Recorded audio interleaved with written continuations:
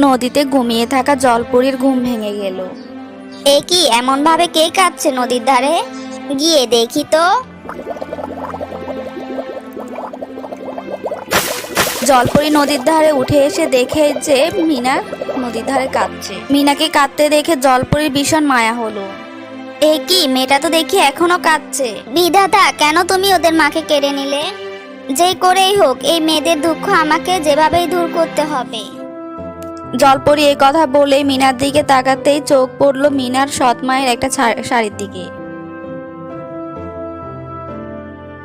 ওই তো ওদের সৎ মায়ের শাড়ি। এতদিন ওদের সৎ মা ওদের অনেক জ্বালিয়েছে, কিন্তু আর না, আমি অভিশাপ দিচ্ছি। একবার যদি ওদের সৎ মা এই শাড়ি পরে তাহলে সে আকারে একদম ছোট হয়ে যাবে। তখনই বুঝবে অন্যদের অত্যাচার করা শাস্তি কতটা ভয়ানক হতে পারে। জলপরী এই কথা বলেই শাড়ির উপর জাদু করলো। সাথে সাথে শাড়িটা নতুনের মতো সুন্দর হয়ে উঠলো। আরে, এই শাড়িটা তো দেখছি একদম নতুনের মতো হয়ে গেছে। এগুলো নিয়ে বাড়ি ফিরে যাই।